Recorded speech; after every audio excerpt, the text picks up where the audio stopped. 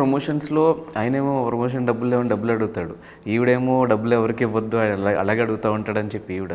డబ్బులున్నాయా లేవా ప్రమోషన్స్‌కి? ప్రమోషన్ ఎంతైతే మేము అనుకున్నామో ప్రమోషన్కి, మార్కెటింగ్ క్యాంపెయిన్కి దానికి ఉన్నాయిలే, దానికి లేకుండా మరి అలా దిగాం. మాకేంటంటే అదే క్యారెక్టర్ నుంచి ఇప్పుడు మీరు ఏదైతే స్కాన్ కోడ్ చూస్తున్నారో అది ఎక్కడ జస్ట్ జిమిక్ ఆడియన్స్ని అట్రాక్ట్ చేద్దామని కాదు. లిటరల్గా మన క్యారెక్టర్ ఎలా ఉన్నాడో లక్ష్మణ్ అనే క్యారెక్టర్, ఆ క్యారెక్టర్ ఎక్స్టెన్షనే. సో మార్కెటింగ్ కూడా మేము ఏమేం చేసినా ఎక్స్టెన్షన్ చేద్దామని. సినిమా త్రూ ద్వారానే మార్కెటింగ్ అనేది ప్లాన్ చేద్దాం. రేపు థియేటర్కి వచ్చి ఏదో చెప్పారు, జిమ్మికి చెప్పారు, అది అసలు దీనికి సంబంధం లేదని కాకుండా అర్థమవుతుంది. మీ పోస్ట్లో అర్థమవుతుంది. తినడానికి డబ్బులు లేకపోయినా కూడా బీర్తో జేమ్సన్ బాటిల్తో స్నానం చేసేలా. సో పోస్టర్స్ కూడా మీరు చూస్తే ఏదో ఒకటి స్టోరీ చెప్దామని. మరి ఈవెన్ మీ ఎవరికి చెప్పొద్దు స్టోరీస్ కూడా, పోస్టర్స్ కూడా అంతే, క్యాష్ రిలేటెడ్. అవును. ఈ యాక్చువల్గా ఈ సినిమా నాకు చాలా ఇష్టం అనమాట. చాలా నిన్న యాక్చువల్గా ఒకటి పెట్టాము, ఒక కెమీలియన్ అనమాట. ఒక కెమీలియన్ చిన్న మనకి కోతి నుంచి ఎవల్యూషన్ అవుతూ మనం మనిషిలాగా అవుతాం కదా. ఇతని క్యారెక్టర్ ఏంటంటే కెమీలియన్స్ పెట్టుకుని ఇలా అయ్యి ఒక మనిషిలాగా వేయడానికి. సో కెమీలియన్ ఎందుకంటే అన్ని కలర్స్ మారుస్తూ ఉంటుంది కదా సిచ్యువేషన్ తగ్గట్టు. సో అలాగే సో మెటీరియల్ కూడా మేము పోస్టర్స్, టీజర్స్, ట్రైలర్స్, ఇప్పుడు మార్కెటింగ్ మేము ఏదైతే చేస్తున్నామో అది కూడా ఒక థీమ్తో వెళ్దాము అని. కానీ నాకున్న డౌట్ ఏంటంటే, ఒక ప్రొడక్షన్ ఆఫీస్ మెయింటైన్ చేసి అందులోంచి కొన్ని సినిమాలు రిలీజ్ చేసి అని డబ్బులు మీకు ఎక్కడివి అని. అదే జనరేషన్ ఇప్పుడు ఏంటంటే అందరికి మిస్కన్సెప్షన్ ఏంటంటే బయట ప్రొడ్యూసర్ అనగానే వీళ్ళకి, నాకు కూడా ఉండేది యాక్చువల్గా. ఇన్ఫ్యాక్ట్ మా ప్రొడ్యూసర్ అంటే బోలని డబ్బులు ఉంటాయి వీళ్ళకి, అందుకనే సినిమాలు తీస్తున్నారు. బట్ తర్వాత ఏమర్థమైందంటే యాక్చువల్గా డబ్బులు ఉండవు, ఒక స్క్రిప్ట్ ఉంటుంది అంతే. ఇప్పుడు స్క్రిప్ట్ నచ్చింది, ఇప్పుడు దీన్ని ఎలా చేయొచ్చు అంటే అక్కడి నుంచి మనం ఒక బడ్జెట్ వేసుకుని పలానా బడ్జెట్ ఓకే మనం ఎంత వెళ్ళకూడదు, ఎలా కట్ చేసుకోవచ్చు అని ఒక ఫైనల్ బడ్జెట్ వేసుకుని ఆ మనీని మనం బయటికి వెళ్ళి తెచ్చుకుంటాం. ఇప్పుడు స్కెడ్యూల్స్ లాగా బ్రేక్ చేసుకుంటాం కదా, ఈ స్కెడ్యూల్కి ఇక్కడ ఎంత తెద్దాం, ఈ ఇంట్రెస్ట్కి ఈ స్కెడ్యూల్ నుంచి ఇక్కడ ఎంత తెద్దాం. సో అందరు ప్రొడ్యూసర్స్ చేసేది అదే.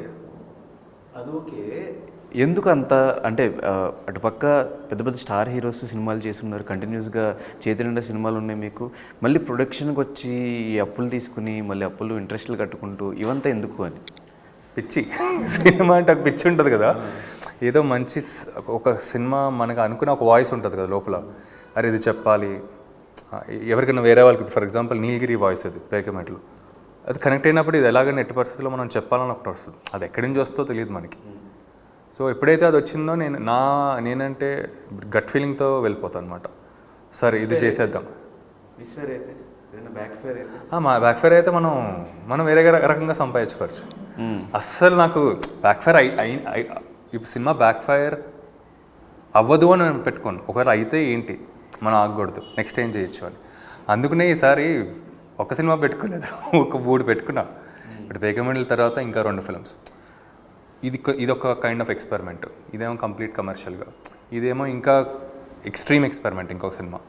చూద్దాం అసలు ఈ 3 సినిమాల్లో అసలు మనం సక్సెసా కాదా అని. ఇది కాకపోతే ఇంకొకటి చేద్దాం. ఇది నిజమా లేదంటే ఏమన్నా బినామీ లేదా డబ్బులు దొరకడాలు ఏమన్నా?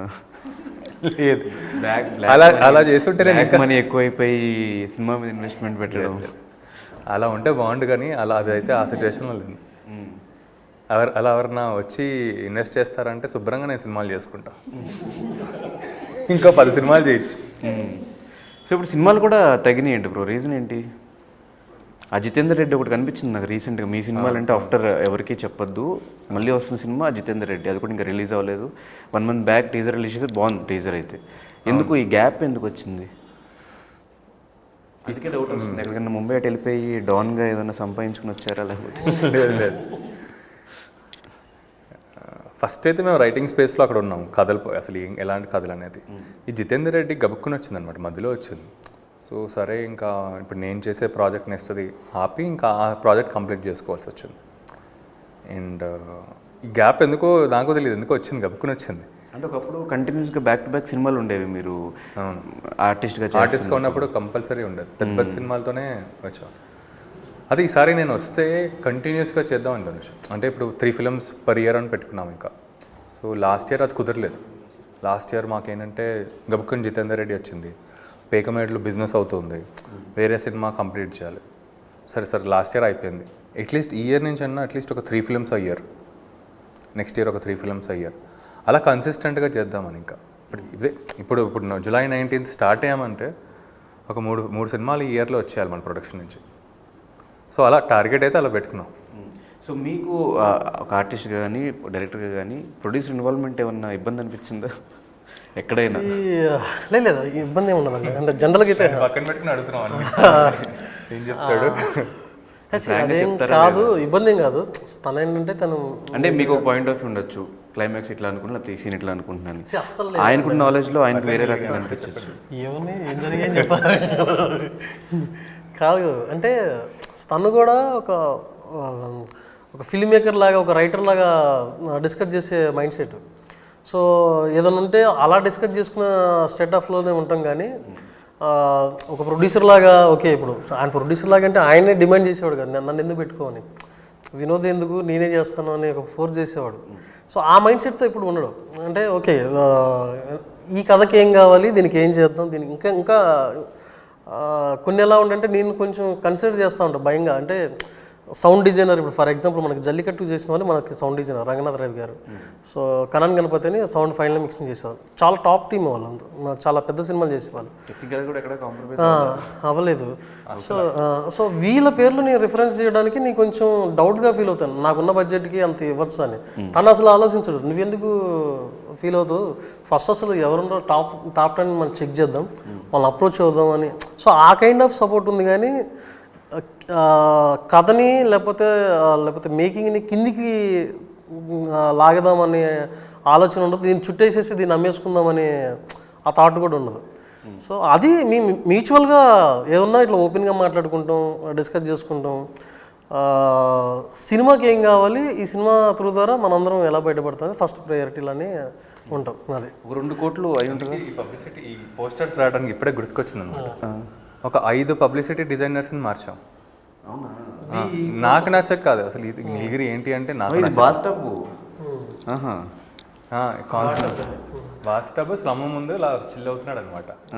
సో అంతనీ కదా, యాంటనీ అని కేరళలో మనకి ఒకటి దొరికాడు. మొత్తం మన అటు సైడ్ కన్నడ సైడ్ ఎతికాం, తమిళ సైడ్ ఎతికాం, మన ఇక్కడ ఉన్న వాళ్ళు బాగా చేయట్లేదు, మనకి కాన్సెప్ట్ సెట్ అవ్వట్లేదని. సో అలా ఇంకా రైట్ పర్సన్ కోసం ఇంకా నీలగిరియే. సో ఇలా అడగాల్సింది మిమ్మల్ని క్వశ్చన్. యాక్చువల్లీ ఆయన చాలా క్యాలిక్యులేటెడ్గా ఫస్ట్ ఎవరికి చెప్పొద్దు కూడా, వాళ్ళ టీము ఆయన మొత్తం క్యాలిక్యులేటెడ్గా బడ్జెట్స్ అంతా తగ్గించుకుంటూ ఎక్కడ తగ్గించుకోవాలి, ఎక్కడ పెట్టుకోవాలి ఇట్లా చేసుకుంటూ వచ్చారు. మీకు ఒక విజన్లో ఈ సీన్ ఇంత గ్రాండ్గా చేస్తే బాగుంటుంది అన్నప్పుడు ప్రొడ్యూసర్ వచ్చి ఇంత వద్దులే, బడ్జెట్ వేస్ట్, తగ్గించే అని చెప్పినప్పుడు మనకు కొంచెం ఇన్సెక్యూరిటీస్ ఉంటాయి కదా, ఎందుకు తగ్గించమన్నారు, ఈ సీన్ కొంచెం గ్రాండ్గా చేస్తే థియేటర్లో వర్కౌట్ అవుతుంది, అట్లాంటివి ఏమైనా ఉన్నాయి? అలా ఏం లేదన్నా, అవి కూడా ఏం లేవు. సిచ్యువేషన్ ఇప్పుడు రాలేదు. ఓకే, నేనే అంటున్నాను ఇది ఏమైనా తగ్గించచ్చా నేను అంటా ఉంటే లేదు, నువ్వు ఎలా వెళ్ళాలో నువ్వు అలా వెళ్ళు, నువ్వు నేను కదా మనీ గురించి ఆలోచించు, నీకెందుకు అని ఆ సినారియో జరిగింది. కానీ తగ్గించడం అనేది జరగలేదు. ఓకే, ఎంత 2 కోట్లు అయినప్పుడు బడ్జెట్ ఇంకెక్కువైంది, క్లోజర్ టు 3. ఎట్లా మరి ఆ టైంలో మనకు ఒక 3 crores అబోవ్ పెడుతున్నాము అంటే మార్కెటింగ్ వైజ్ కూడా చూసుకుంటాం కదా, ఈ హీరోకి ఎంత మార్కెట్ ఉంది, డైరెక్టర్కి ఎంత మార్కెట్ ఉంది, హీరోయిన్కి ఎంత మార్కెట్ ఉంది, అవేం ఆలోచించలేదు? వస్తాయి, ఎందుకు రా, శుభ్రంగా వస్తాయి. కానీ ఏమైపోద్దంటే మనకి ప్రోడక్ట్ మేము ట్రై చేస్తాం ఆల్మోస్ట్ ఒక 2 అరౌండ్ అక్కడే రౌండ్ ఆఫ్ చేద్దామని. కానీ మనకి ఏంటంటే మనం అనుకుంది ఇప్పుడు టెక్నికల్గా, ఇప్పుడు సౌండ్ డిజైన్ మనకి చాలా పోస్ట్ ప్రొడక్షనే మనం 1 year పాటు చేసాం. ఇవన్నీ చేయకపోతే ప్రాబ్లీ వేరే సినిమాలకి వేరే సబ్జెక్ట్స్ నేను చేసే ఇచ్చాము. కానీ ఈ సినిమాకి ఏంటంటే అటు రియలిస్టిక్గా ఉండాలి, ఎంటర్టైనింగ్గా ఉండాలి, అండ్ స్టిల్ మన సినిమా అని అనిపించాలి. మరీ రియలిస్టిక్గా వీళ్ళు వెళ్ళిపోయారు అలా మనకి ఇది టఫెస్ట్ ఫిల్మ్ యాక్చువల్గా నాకు చెప్పాలంటే పేగమేడ్లు అనేది. సో ఇప్పుడు మీ క్వశ్చన్ ఏంటంటే రికవరీయా? నేను ప్రిపేర్ ఉన్నాను.